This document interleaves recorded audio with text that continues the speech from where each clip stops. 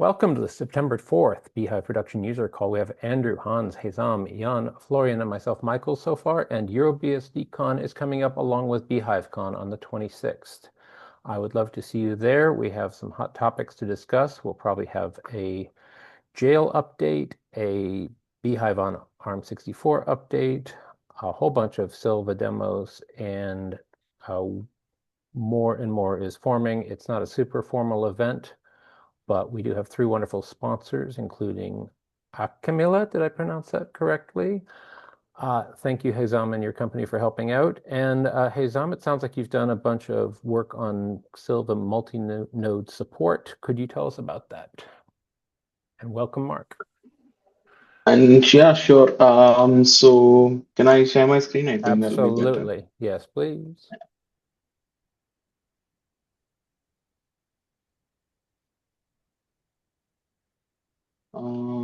Can you guys see it? Yes, indeed. When you do that, try to avoid the Zoom window if possible, because it just goes kind of Zoomception on us. It's kind of cool. Okay. No worries. That always amuses me. It is funny with like video of video and kind of nesting, but go ahead. Anyway, let her rip. Okay. So last week we had a lot of issues because I had only two machines to test with, and I didn't want to test with like VMs or jails or something like that. So I kind of made two node clusters work-ish. So what happens is like we distribute all our messages over Raft. So when you are in a cluster, you can see, okay, so you have one leader now and the other one is just a follower or a voter node. So if for some reason the cluster loses its quorum, what happens is the database, like the SQLite that we write into, is still there. It's read-only until we get quorum back. So it's not like it magically loses all its data, kind of like how Proxmox loses everything once there is, no quorum anymore. It basically turns into a read-only database until it can say that, okay, I am the leader now, or somebody else has been elected the leader. And I made some flags within Sylve, so you can just kind of pick and choose which node you want as a leader once something like that occurs with two-node cluster. So imagine you have two nodes and one of them goes down for whatever reason, and then you can kind of act like the third member in the cluster, and you can be like, okay, this node I know it's the one that is up the most, or whatever criteria you pick, and you become the third node and you kind of pick, and that node leads the thing forward. With three node clusters, none of this is a big deal. As Florian said, like three node clusters just work really well. And the reason why we implemented cluster in the first place is because I wanted to do distributed storage. So now not distributed storage, I would say distributed configs for storage. So here we have implemented S3 now. So what I would do is I have one config here for S3. Okay, so I could use this S3 config in all my nodes here. So this is one of my nodes sitting in my living room. This is one of my nodes sitting on my desk. So now if I wanted to back up, imagine like some ZFS data sets, I could just go here and we'd add a new menu here saying backups, and we could choose one of the storage here as the target, as the sink. So that is the whole point of us implementing clustering so quickly, because this is kind of very important for me right now, which is to back up nodes like every 30 minutes or so.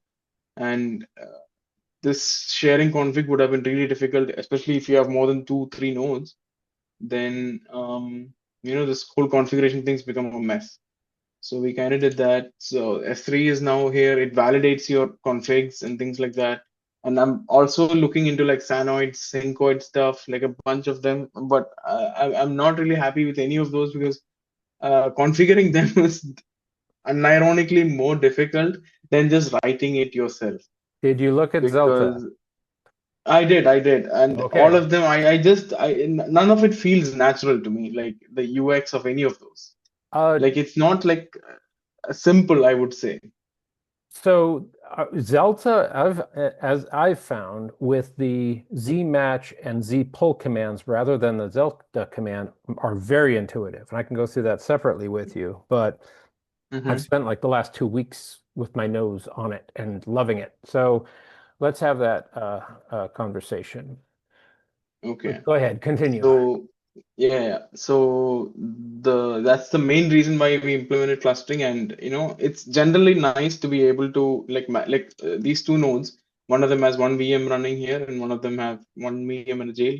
This is just for testing, and I can just manage them each from the same like the UI. So that becomes really cohesive because now like the other node is running at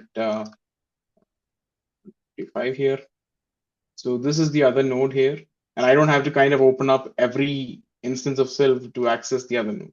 So multi-node management becomes a lot simpler, and this was a lot of work to get done because authentication and stuff was really, really hard to get right.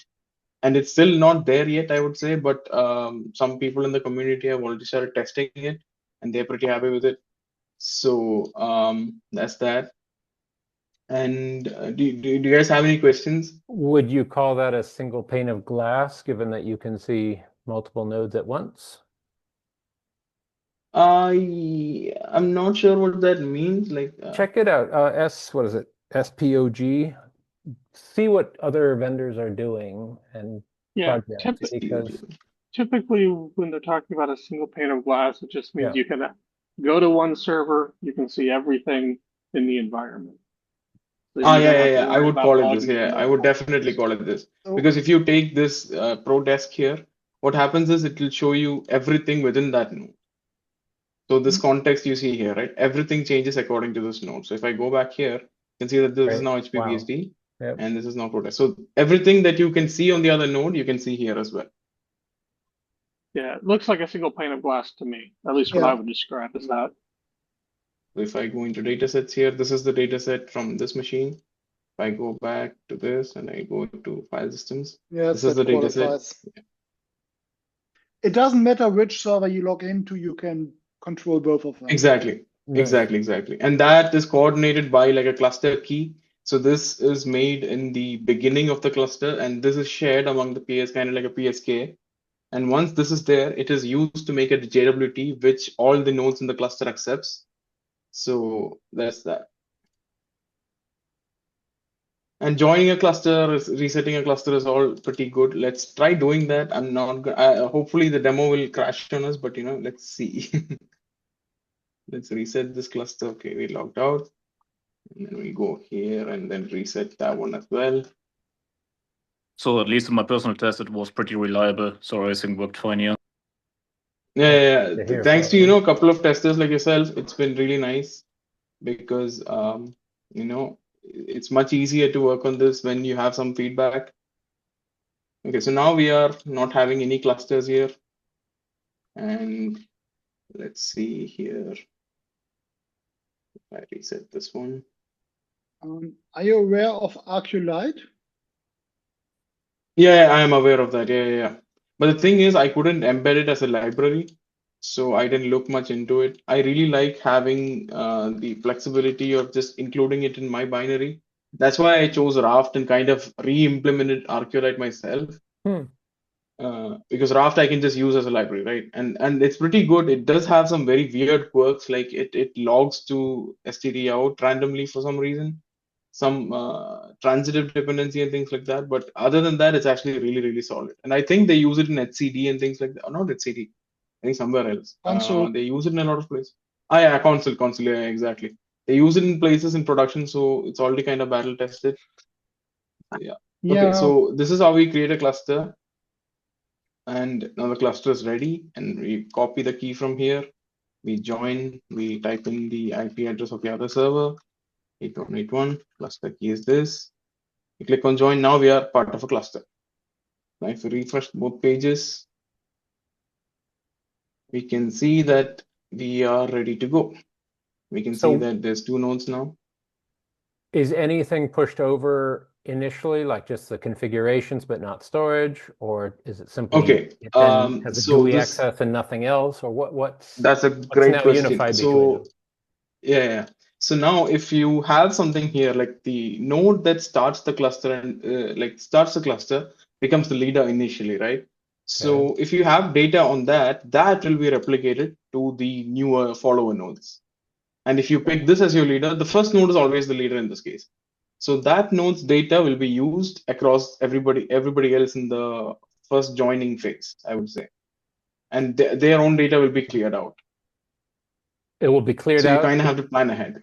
Yeah, well then be very Sorry? clear on that. Well, I think you just said that you'll clear out the data on the existing system, which might very much No, be. not on the existing system. Their nodes will stay the same, like their their nodes will VMs, stay the jails, same. everything Okay. remains the same. Yeah, it'll only clear out the cluster data. Cluster data in the sense Oh, the nodes cluster data. clear, Thank you. they Yes. store. Yeah. Okay, but Because it doesn't make sense to have multiple data on the same cluster, right?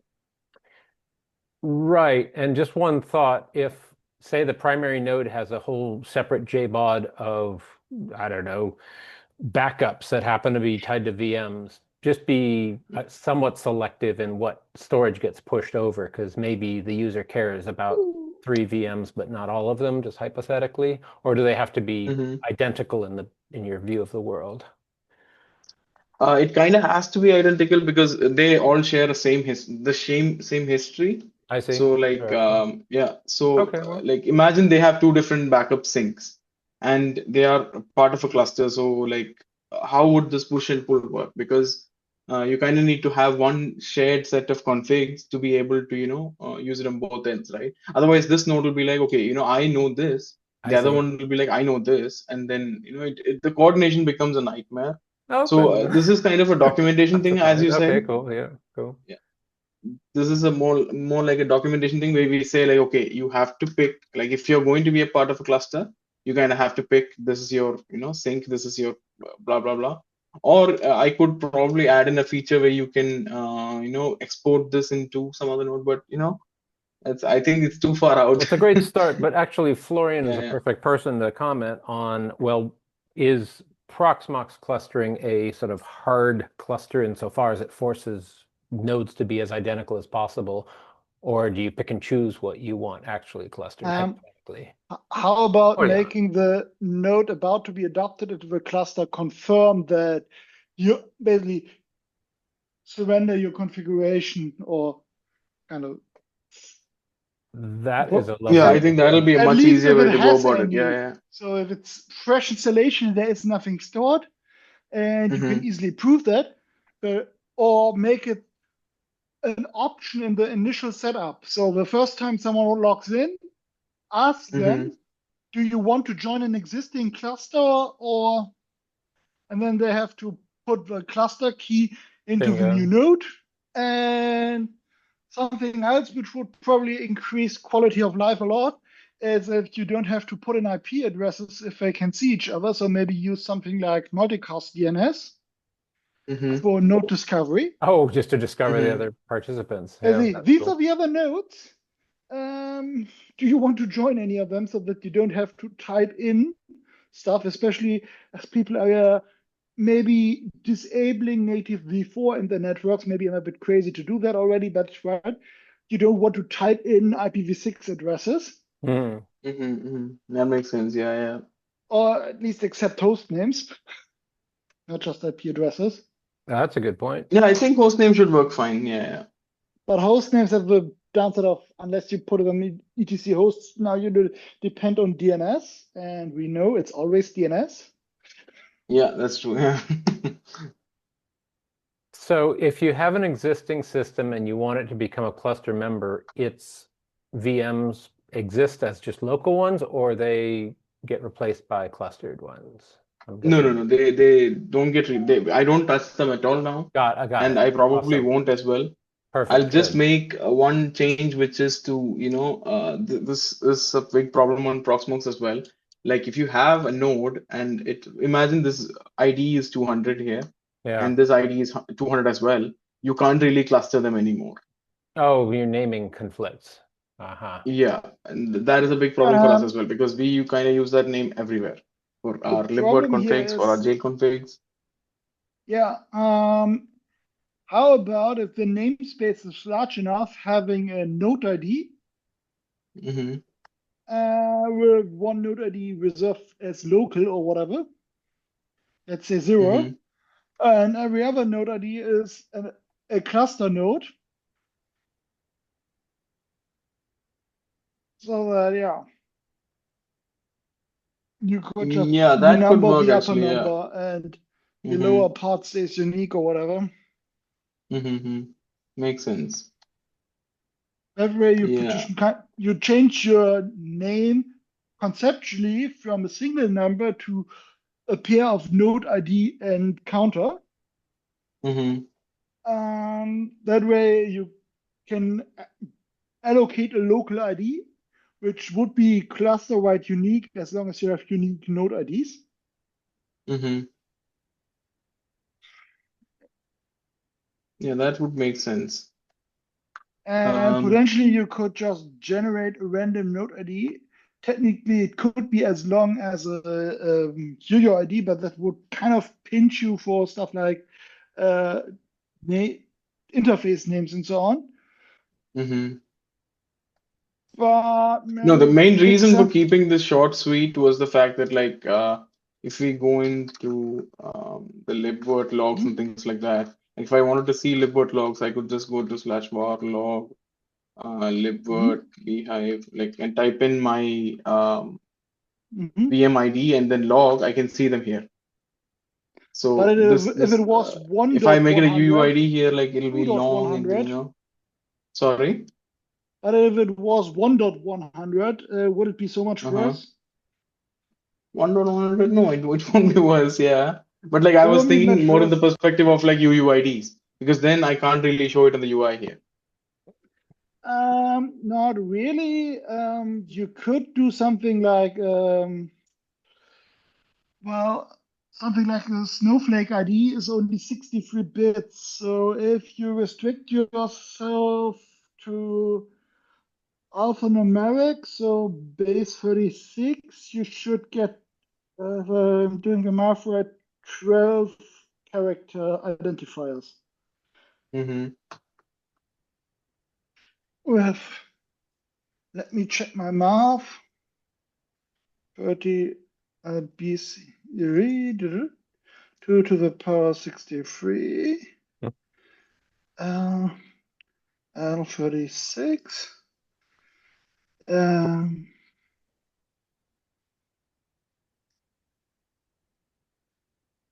No, you need 39 identifier characters. So, but the nice thing is you could still put all of them in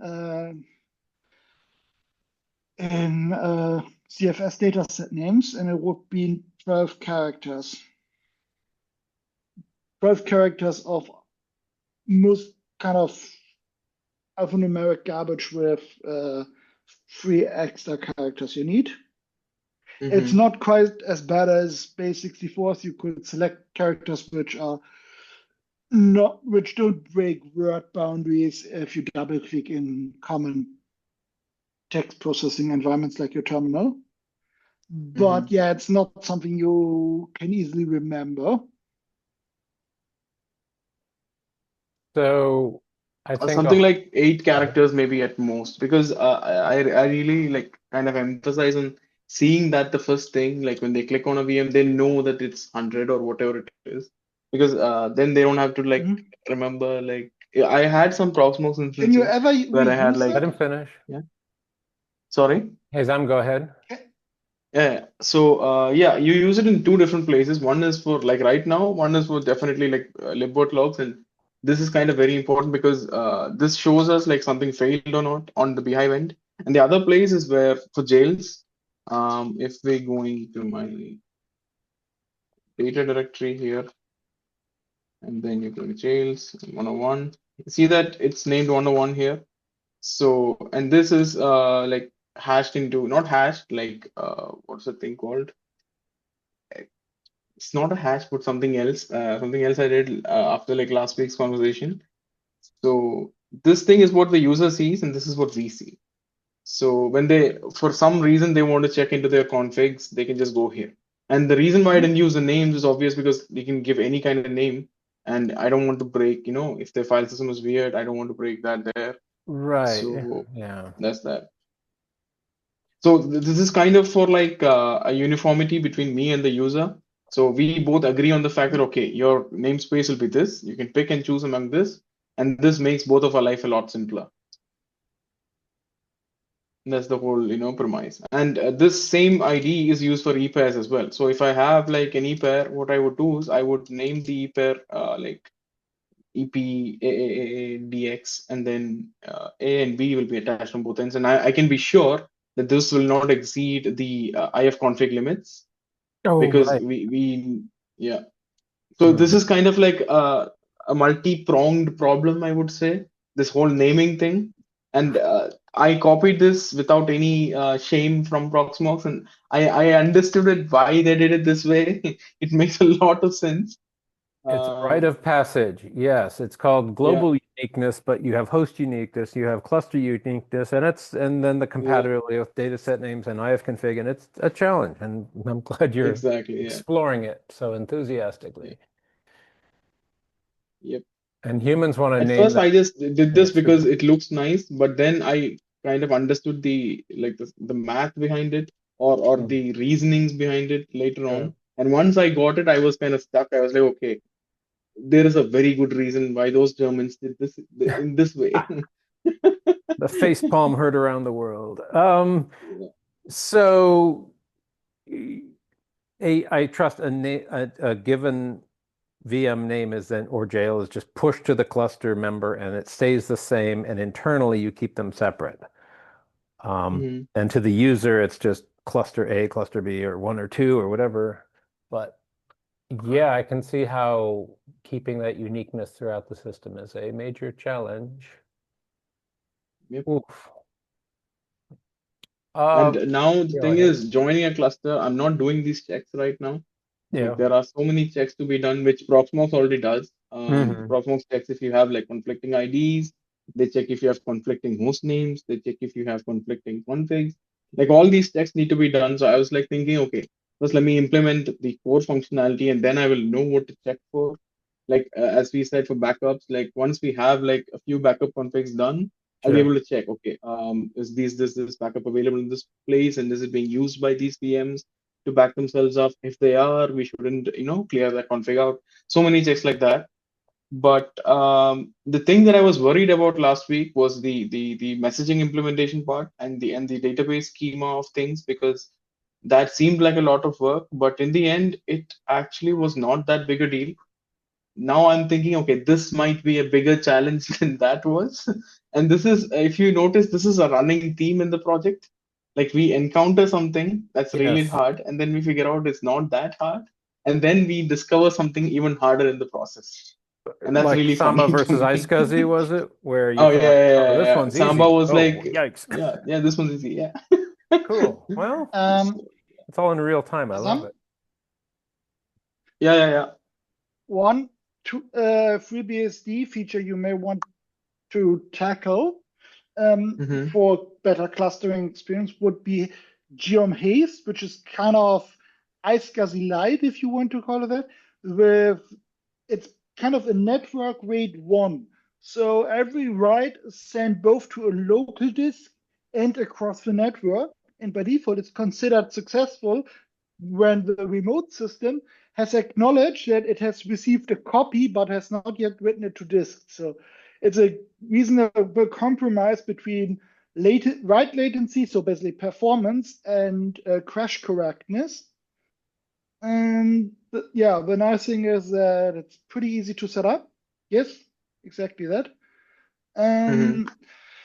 And thereby you could have basically a synchronous copy of your disk image, for example, a ZFS volume for one virtual machine, live one part of the mirror on the system running it and another one on its failover peer, and then you could have a quick failover.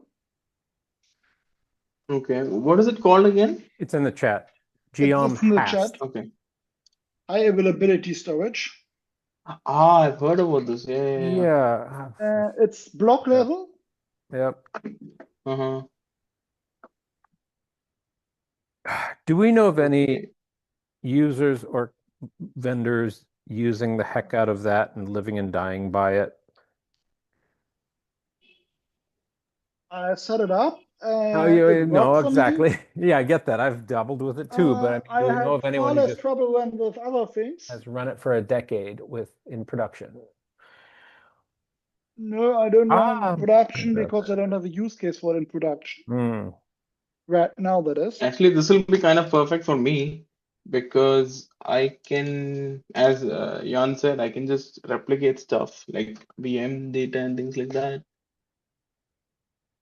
It's only for block storage. Yeah. So it's not a replicated file system. It's a it is, but only at the block layer. So you can't mount it on both systems. If you want to access it on both systems, you would have to mount it via NFS or whatever. No, wait 1 second. So like imagine I have like this thing and I have it on, oh, I can't mount it on both nodes. So You can't mount it on how both would that- nodes. I Only the can't or I master can? you cannot. Okay. Only the master can access the device, Okay. at least successfully. Mm-hmm. Yeah, makes sense. Because if you take something like a ZFS or UFS file system and mount it on two nodes at the same time, all you're getting is at best data corruption, Yeah, that makes which will sense. quickly crash the system. Yeah. Hey, Zam, have you heard of linbit DRBD? I'll put that in the chat. That's the popular Linux replicating block device.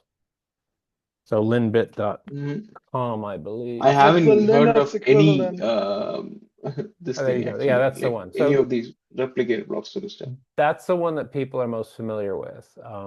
That's the Linux equivalent. bingo. And the nice thing is, because you already have a Raft implementation in your control plane, you're actually in the position to correctly specify automatically, as long as your cluster is intact, which of the two nodes is the master.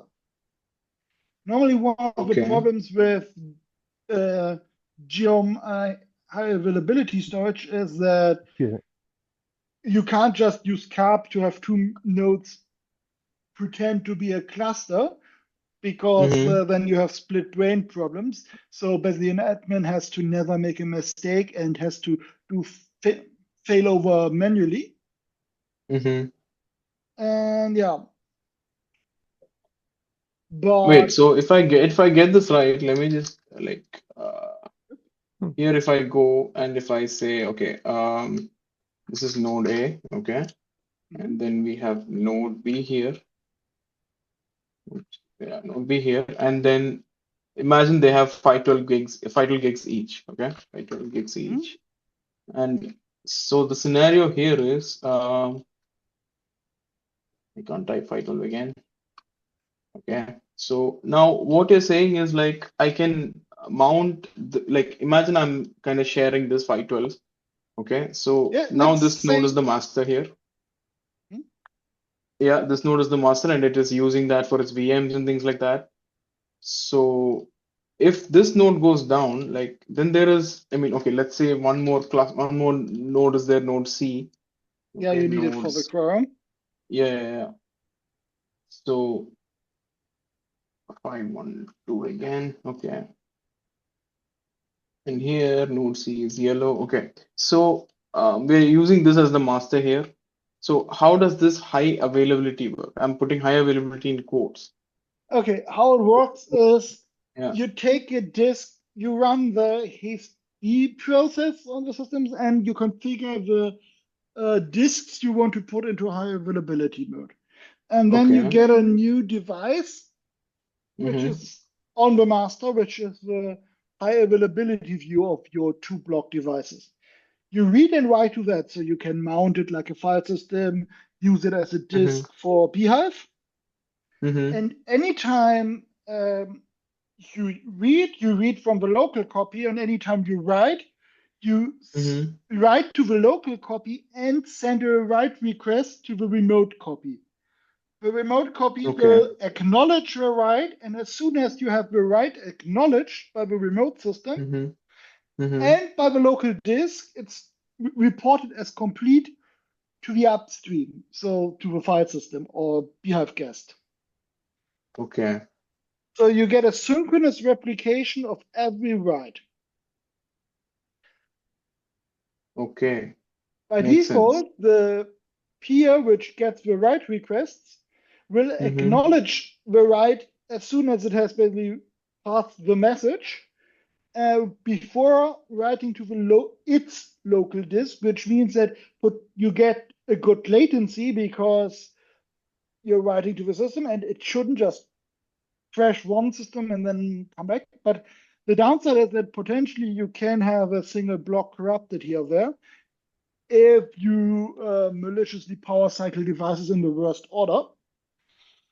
You can configure it so that it's truly synchronous and that the peer will only report the write as complete when it has written it to disk synchronously. But that, of course, makes everything slower.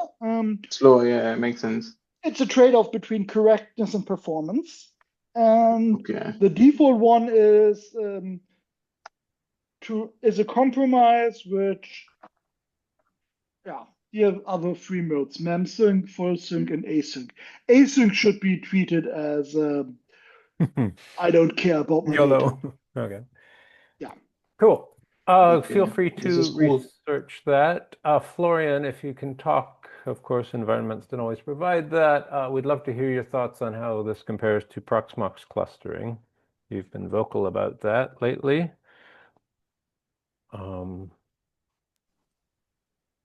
Yeah, so far it's very similar to the Proxmox environment. So when it comes to Proxmox or to this solution right now, I'm a little bit worried about the network connectivity part. Because when I gave this all a try this morning, I already encountered that when you're going to shut down some nodes within the cluster, you see many retries, which is pretty fine so far, but it looks like it becomes very shatty at all. And this means, at least from a web interface perspective, and of course later also by the API, it would be great if you can define a dedicated interface just for cluster internal communication, which is used for synchronizing all the states for the multi-master setup. So you could do that by allowing the cluster nodes to specify the source IP address, and then just configuring your network like that. Yeah, sure. So this is a possibility on the CLI, but I think it should be for end users also available later within the web UI. Yeah, the easy way to expose it in the UI to someone who knows why this is important is to tell them, here, use this source IP for cluster control traffic. Maybe just make it with a different or dedicated network range, because this makes it much easier to handle in every cases. Because just imagine, so you're having just a single interface and you're doing everything with it. Now you have a bhyve VM running and there's a file server in it, and now clients are coming, and the clients are consuming the connection to the uplink, the connection to the backend storage system or to the replication. We have the cluster communication, everything on a single link, and this can quickly, escalate. And I'm not quite sure what is going to happen here in this case when the cluster states can't be synchronized in a proper way anymore. So I think unless we have something like HR features and need to move the VMs to other nodes and so on, it doesn't really matter because we just have a higher latency. But as soon as we have some additional features on top, like HR and so on, so it might kick in. And I'm not quite sure what is going to happen there, because on the Proxmox side, it might happen that the node is going to fans, and then you have rebooting the system. And then the VM could be migrated to another node, and the same happens there, and then you have a countless reboot of the nodes there. So this might be an issue. This is a real problem because in a cluster system of Raft, you have to treat slow answers as a dead node. If you exceed the maximum deadline to reply, you are down. It doesn't matter if it's just a little bit too late or if you will only come back next week when someone is on site to replace the blown fuse. Yeah, that's one part.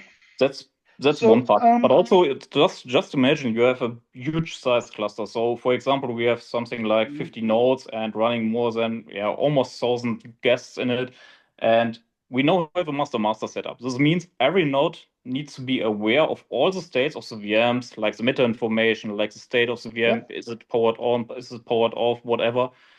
of all the VMs, which means you have a higher chattiness within your cluster. And this is something we need to cover. Yes.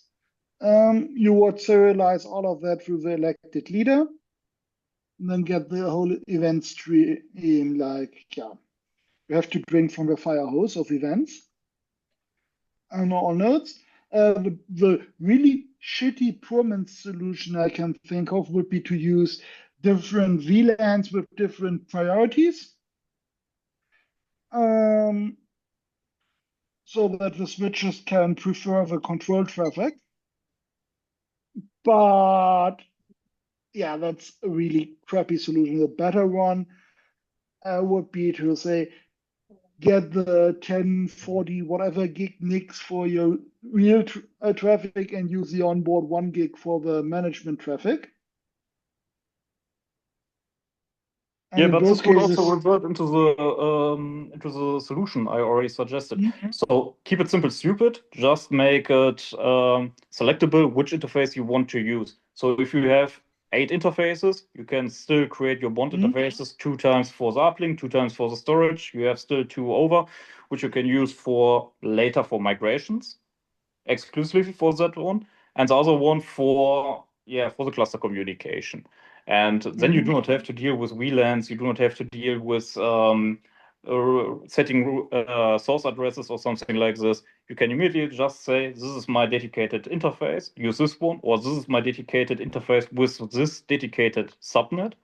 And then you do not have to deal with anything else because you only have one source address which can reach the destination address. So I think that's probably the pretty easiest way to solve this issue.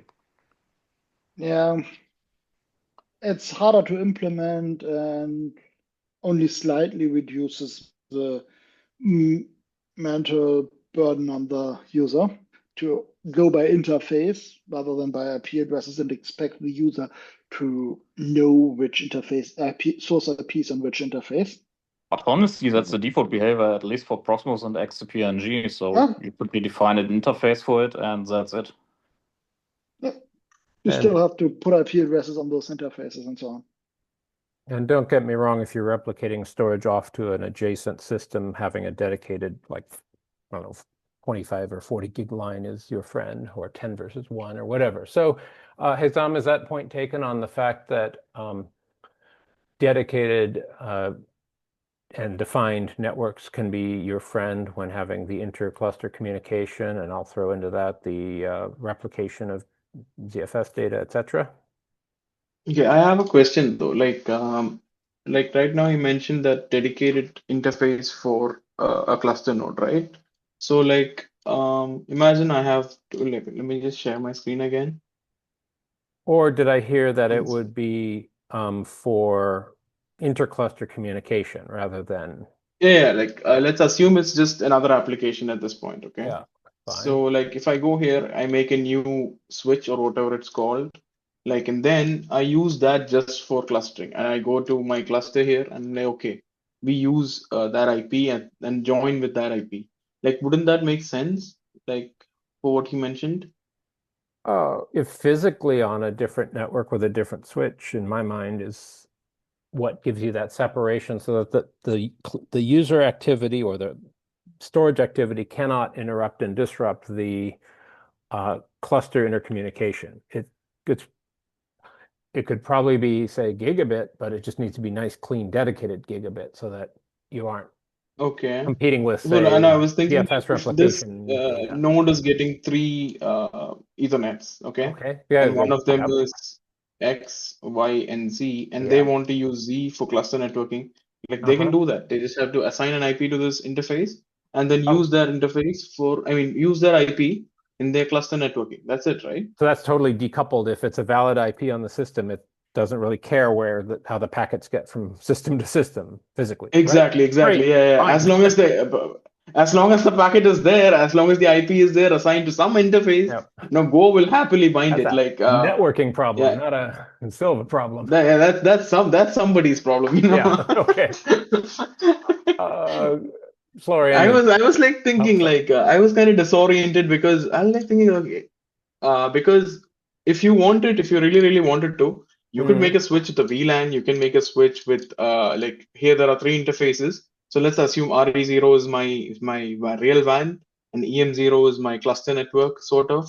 And I pick EM0 here. I make a switch with that, and then I assign DHCP or static on that, and then I use that IP alone while making the cluster. Like, does that make sense? Yeah. Does it even need a switch for something as kind of internal housekeeping like that? If you're doing it without a switch, yeah, you can do it manually in FreeBSD as well. We consider them perfectly valid. Okay. So if I go to create a cluster here, instead of using my the pre-filled IP, I just pre-fill the IP from here. Yep. So instead of that, you can just take 1111. Like as long as you can bind on it, like we're happy. Okay. Well. Yeah, that makes totally sense. So pretty fine. Resolves my concerns. Nice. Okay, that's good. I was kind of concerned because I didn't get the question. Okay. No worries, no worries. Wow. Okay. That is looking great. And no one is expecting you to solve all clustering issues right off the bat. However, the fact that you're realizing things like global naming and interhost naming and all the naming is a challenge. Just the fact that you are aware of that and hopefully implementing awareness means that your future self will be really grateful to your current self for making that easy. Go ahead, Jan. And when it comes to global naming, maybe it's a good idea just as a safety net for future expansion to assign every entity a UUID and not use it right now, but have it in place when you have to use it. So maybe just as a debugging help for stuff like, oh, something went wrong with this cluster. What's the real? I have conflicting IDs or whatever. Mm-hmm.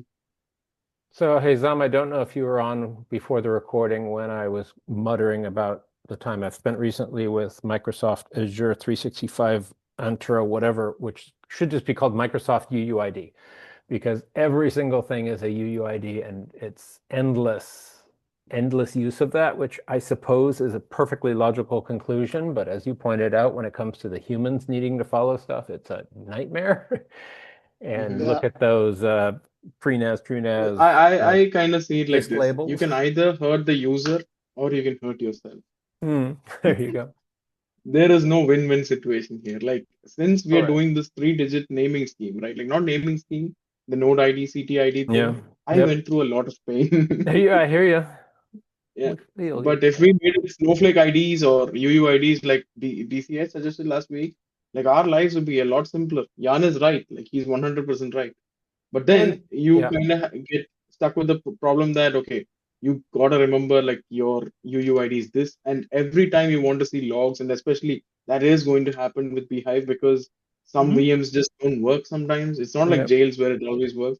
VMs are still finicky, I would say.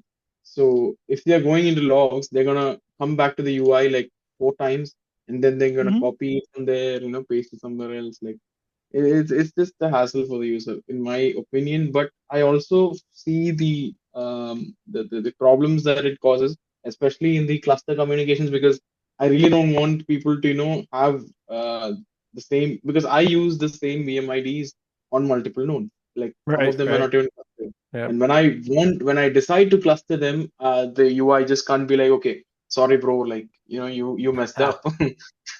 You got to think ahead. Your children. Yeah, exactly. So I see the merits in both arguments, and I'm all for UX. So I'll probably see like the idea of I guess somebody suggested in chat like having a node ID that is kind of concrete, and then I assign it. It could be like Snowflake. I can do it underneath all this mess. And then when they look at this config, they see one number, and then when in the backend I see something else. Like there are possibilities here. Yeah. But there's either ways to make your life harder or somebody else's life harder. And remember, people sometimes need to rename and renumber, and like I'm pulling company names out of data sets and etc. And it just do what you can. You'll thank yourself. Well, thank you, Florian. It sounds like you need to drop. He's sharing some encouraging words. Thank you for that. And on Thank you. Bye. Take care. So, Aram, totally understand and support your desire to protect users from seeing UUIDs. Yep. But And trust having me, nobody small likes numbers UUIDs more than I only, do. Ha! I like that. Yes, we don't have a t-shirt there. Go ahead, Jan. What's your nuance? having basically a flat space of small numbers does not work for clustering. Because in that case, every ID has to go through the clustering. So you can't do anything if clustering is slow or unresponsive. Yeah. So the alternative, I think, would be to have node ID dot entity ID or whatever, so that you go from a flat namespace to a tuple. So basically give the user the node ID 1.100 or 2.100 for the other cluster node. And kind of every cluster node owns all the numbers under its node ID. That can simplify things, but if you want to live in hard mode, you can totally do it. Interesting, and I do. Yep, that's right. Yeah. With the one nuance that if you have a single node system, having everything be like 1.100 and 200 and 201 is Okay, I slightly think Michael is unfortunate. starting to think like me now. It's like, oh, so well, make the Venn diagram in your head, picture it in practice, and it's like, oh. But having if you have one node, you just have a 0 as the initial node, and by convention, you're allowed to omit the 0. That's the point. Zero, fine, implicit sort of 0.100, but don't force it upon the user if it's a single system and shame them that they don't have a cluster. Ha. Well, as always, I hope we've given you lots of food for thought. Yep. Any other questions for us? Actually, yeah, two things. Like Please. now, Jan has piqued my interest with HAST or HAST. Like I'd call the this high availability HAST. storage stuff. Yeah. Okay, HAST. Yeah. And if somebody has some neat looking configs that I can play around with, that'll be great. And the other thing is, I'm really looking into like things that can help with ZFS backups, and something that is great and something that is not written in Python. I would appreciate that. Like Okay. I saw somebody mention in the Sylve Discord that something that FreeNAS wrote. Yeah. I don't know what that is, but I really dislike like the way they did it. It's not fun. Yeah. Python Well, is no, not good for anybody. I'll put some Yeah. syntax in the document, but while I do Okay. that, F451, do you have any ideas, topics, questions, concerns, funny jokes? Or are you a second name for someone already here? Are you a bot? Welcome. You're unmuted.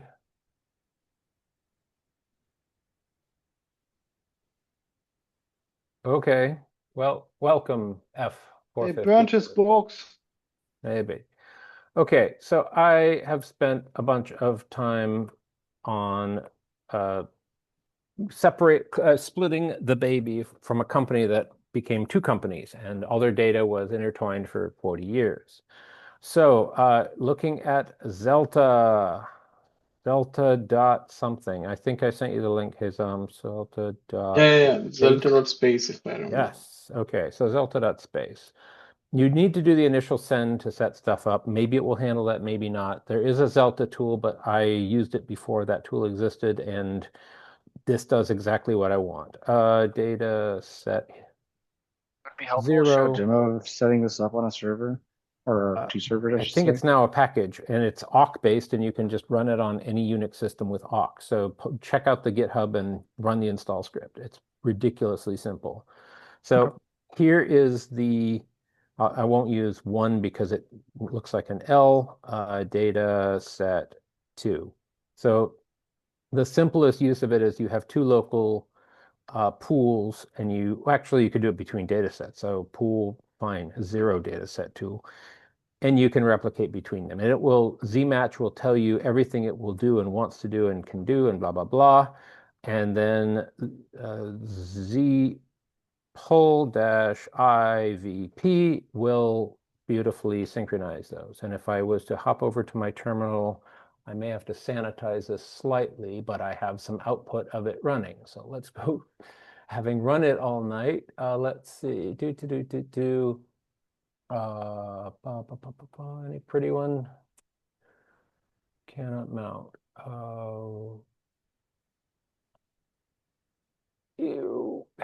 Yeah, okay, they're long examples. So now in all of this, it will follow lightweight-ish ZFS send syntax without having to like remember all the things. So then I will do pool 2 and then Hazam at 10.10.10.10 is the second one.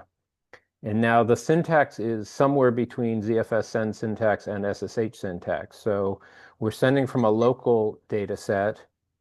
I dropped the A in the process here. Hazam at the other host, and it will then take care of all the housekeeping and do a send there. You probably want an SSH key, but it doesn't ask for too many passwords, unlike, I think it was not zrepl, but one of the, maybe zrepl, the massive shell one that had rsync support, has rsync support, and it was just like 1,000 times you enter your password, and I went crazy.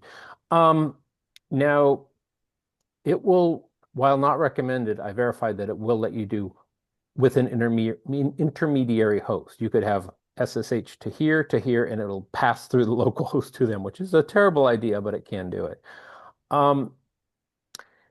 The Zelta tool itself, unlike just zpool and zmatch, it will do things like only give me the latest one just in a pinch, all sorts of fancy features. But for what I do, which is very hands-on, this has treated me extremely well. It's in awk, so it works on like nearly everything, tested on Mac, tested on Solaris, tested on Linux, tested on FreeBSD, of course, from which it started. So Rod described it as the best backup tool he's used in like 40 years. So take a look, please. And Daniel's a participant on these calls and is open to questions. So I hope my point is taken. Yeah, will do. Cool. I'm gonna play around with it. I kept a few options for the weekend. Cool. So I'm gonna see this and Sanoid. Sanoid, I had some experience with, but as you said, the configs for that is not as intuitive as Zelta, I would say. But yeah.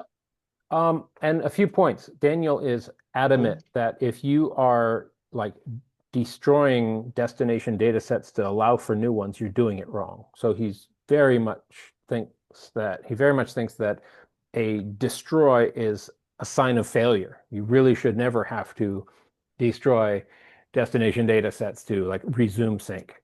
So check out his talk from, I believe, BSDCan 2 years ago.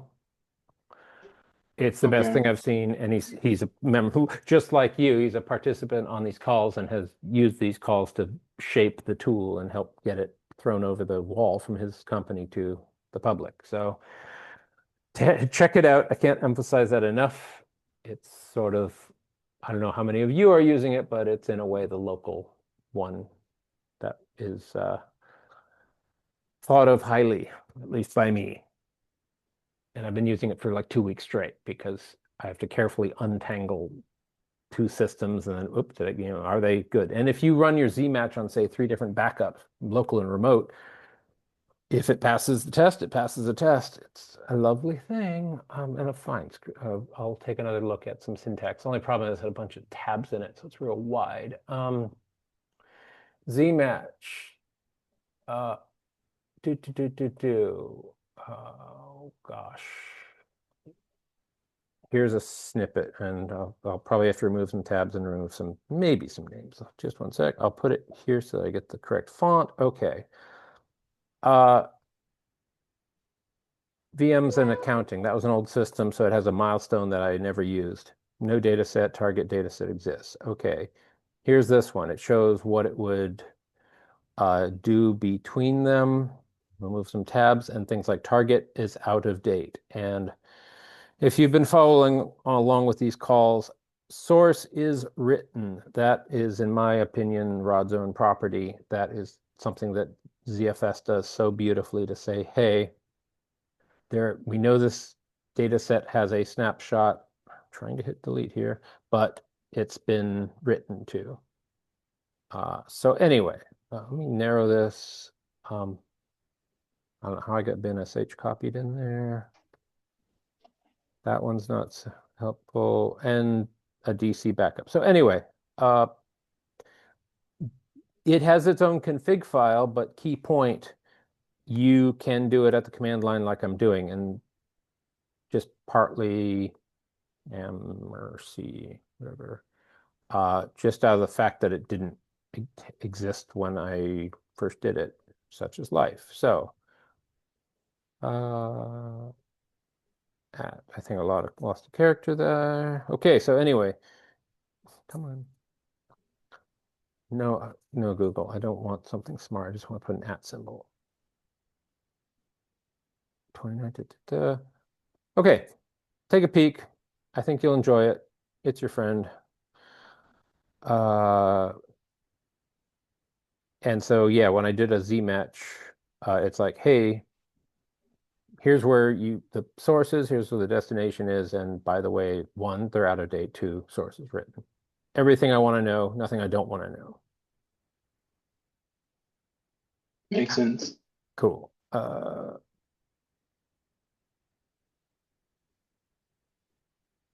Okay.